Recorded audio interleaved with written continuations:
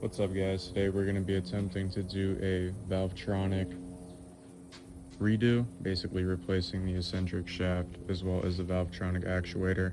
Up to this point, basically started a little bit while ago, but this car would randomly shut off while driving, so you'd be driving down the road and literally would lose all power. So you'd have to pull over, obviously, would try to start it back up, would just crank, kind of sputter out and die. So it would try to start, but it wouldn't be able to start. Keep in mind this was tuned on boot mod 3. At the time I didn't realize that that was actually affecting the startability. So when I actually broke down again the other day, this was kind of the final occurrence, pulled into a parking lot, flashed back to stock after the same things were happening. Car immediately started right back up, but is completely misfiring on all cylinders. Seems to be that it is just stuck in max lift position, so it is running on the throttle body at this point, which is basically the emergency mode. Even from the intake I could just hear it whooshing like crazy. This motor sounded insane. I actually had to drive it about 50 minutes home yesterday. Started getting all these codes for the Valvetronic, misfires, running too lean, etc. I have had the parts for a few months, so I'm going to go ahead and get everything tore down today and finally get this replaced. I'm not actually going to show the valve cover part. There's plenty of videos on that already. I don't want to make this a super long video. I'm just going to make this video as a quick guide to anyone who's attempting to do this themselves, especially if you're not a mechanic. It could be definitely pretty helpful. I did see already a few videos up there, watched a couple myself. Some of them are definitely pretty informative and pretty good videos. Some of them are definitely pretty low quality, so I wanted to try to make a quick guide. Whoever doesn't want to watch an hour-long video on how to get this done, even in your driveway. So, like I said, I'm not going to show that. I'm going to go ahead and tear down the valve cover, get that off, so we're actually able to see what's going on the inside. I have not done anything else yet. I'm just assuming this is going to be the Valvetronic replacement, so once we get in there, we're going to go ahead and see how everything looks. I did have this off already to reseal the valve cover. I did notice some wear on the eccentric shaft itself, which I'll actually go ahead and show you guys the new parts. So to the workbench, we have the new actuator from BMW. I did actually buy this on Marketplace. I found one that was used briefly. As you can see, the worm gear itself looks to be in great shape, barely even used. Guy basically put it in the car. It wasn't actually the actuator that was his issue, it was the whole shaft, and the dealership would not allow him to use a actuator he bought previously, so he had to buy another one with a eccentric shaft that he had to put in. So I got a pretty good deal on that. It was like half price of the $400 you get from BMW, which is authentic. Also did get the eccentric shaft right here. This is actually an A premium eccentric shaft from Amazon. I heard actually really good reviews about this, and it is a quarter of the price as the OE shaft from BMW. And then I just have a valve cover gasket, which is actually used already. I had to find this because this is kind of more of an emergency fix. I don't have the time to wait 3 days to get a new valve cover gasket, so we're just going to try to put that one back on. Hopefully that all goes well. Also did get some needle bearings, so to replace that as well. So yeah, I will get back to you guys when I do get this tore down, so I'm going to go ahead and do that. See you guys in a little bit.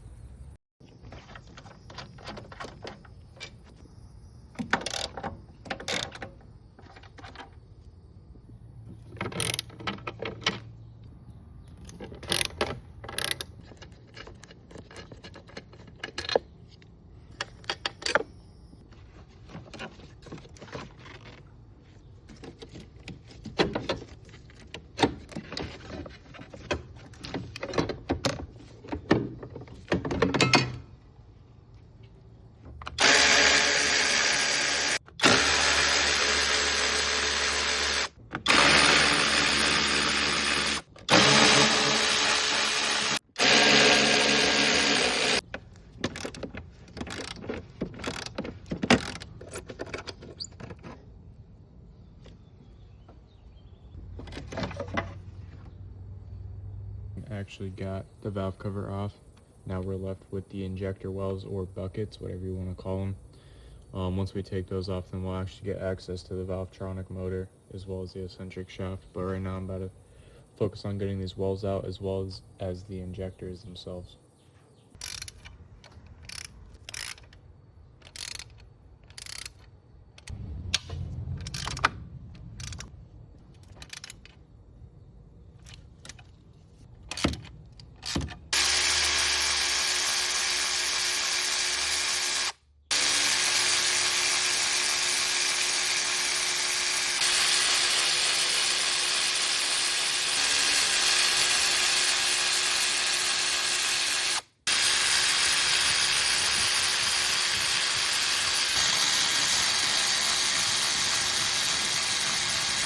this, you want to loosen up this bottom bolt first and then go for the top to prevent this from wiggling too much.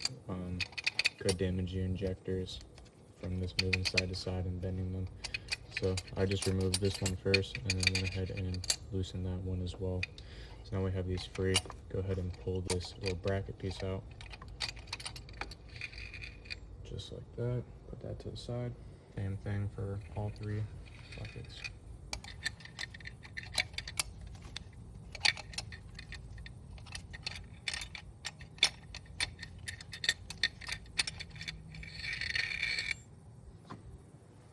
The injectors, I do not have the tool to actually pull these. I did use it before. It does work good.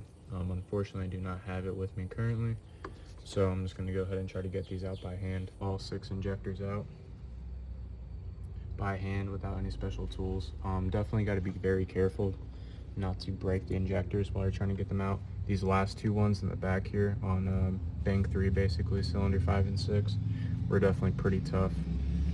But I did slowly kind of work them out with just like a little plastic, kind of like a trim tool piece actually. To get them out, just put it up here and kind of pried them up as I was holding them to make sure they didn't bend all too much. Got all 6 injectors right here. Your injectors out, you have 2 T-screws on each bucket. Basically just going to pop those out and the whole bucket will come out with it. I believe they are about a T30 if I'm not mistaken.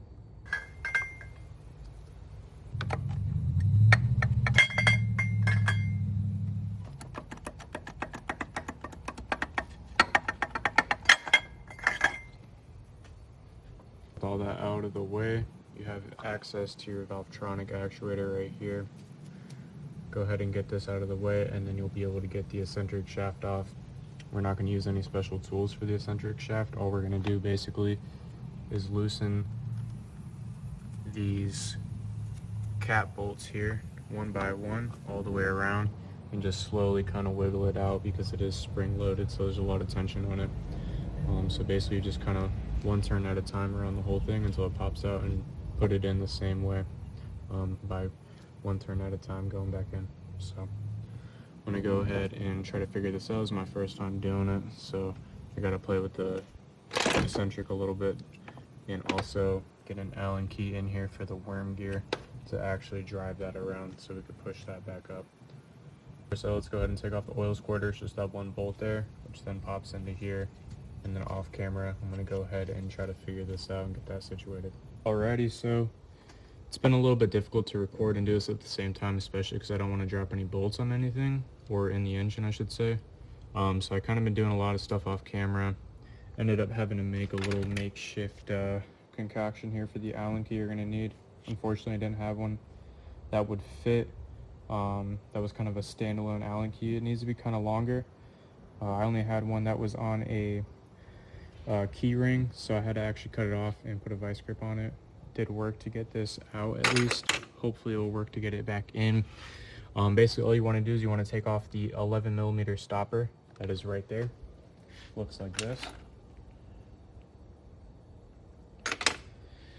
Then you're gonna want to get your 13mm wrench here. Basically crank this down so the eccentric shaft spins down to the worm gear. Eventually it's going to get caught, so you're going to need to put the Allen key in there. Basically you're just going to keep twisting it so that gear rotates down to free up, and eventually it's going to look like that, so you have enough room to actually get these bolts and then undo this motor or the actuator here. So yeah, like I said, get your 13mm wrench. Just going to kind of give you a little. So that's how the actuator is going to sit. It's going to be up a bit higher on those worm gears, so eventually you get it down to here. You keep going and then clear that there, so it gives you some space to actually work and get this actuator out. Definitely not too difficult. Definitely feels a little bit sketchy, especially with one person just holding the wrench and then working around it, because this is spring loaded, so it will come back on you. So definitely be careful with that. But I did already break free these bolts here. I'm gonna go ahead and get these out now and then twist the motor and get it out as well. All three T30s out, so I should be able to twist this way, come like that, and boom, there is your actuator.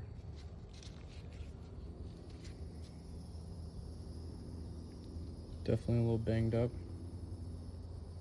As you can see, definitely a little banged up there. Smelling right here where the coils are on the inside, it smells a bit burnt. So definitely seems to be a bad actuator. To get the actuator out the way, I would recommend covering all this up so you don't actually lose any bolts into the engine. So I'm going to lay some rags down there, and then we'll start taking off these caps on the eccentric shaft.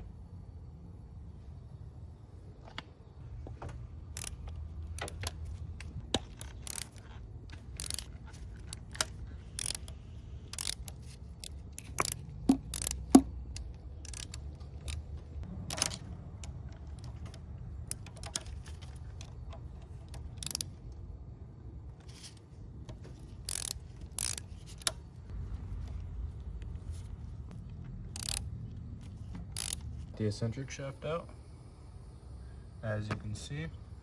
Got it on the bench already. Definitely was a little bit sketchy doing it that method. Kind of does pop out on you, but the old shaft right here and the new shaft as well, side by side. You can actually see this wants to focus. The tooth did chip there at the end. It's kind of hard to see on camera. Right there. Then obviously it had the wear all the way down as well.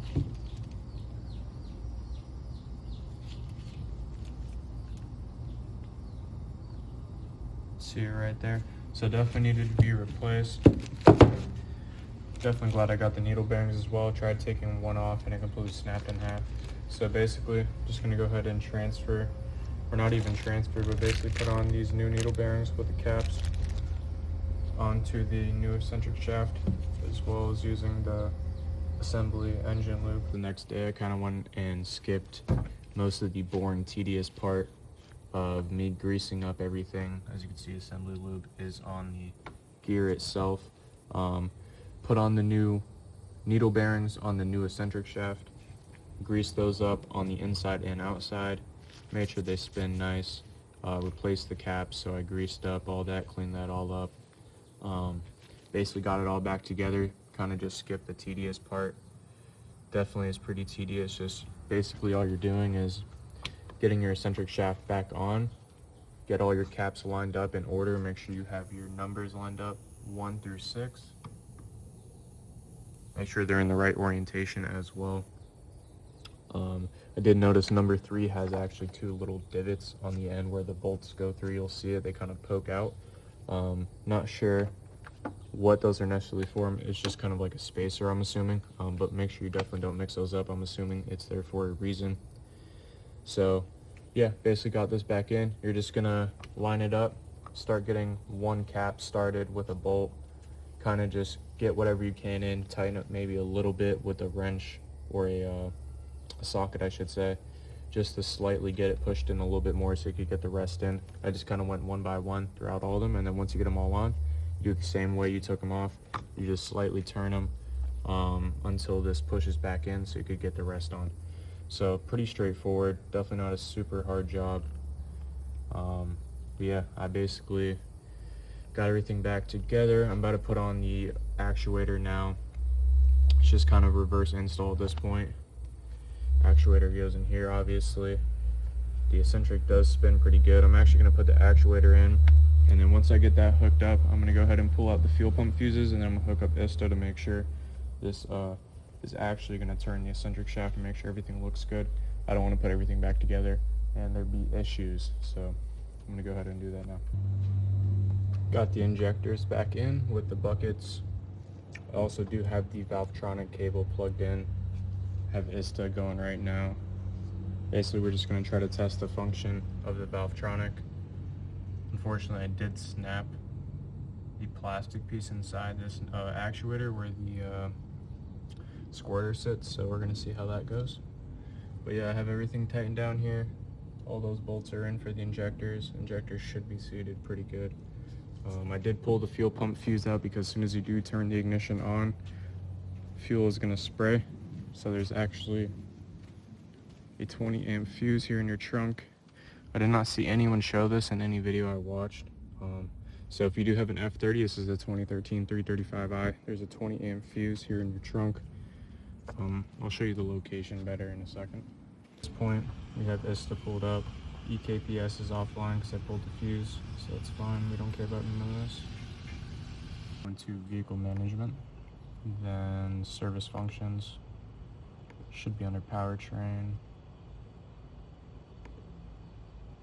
engine electronics, adjustment functions, learning Valvetronic positions. So we should be able to go ahead and run this first.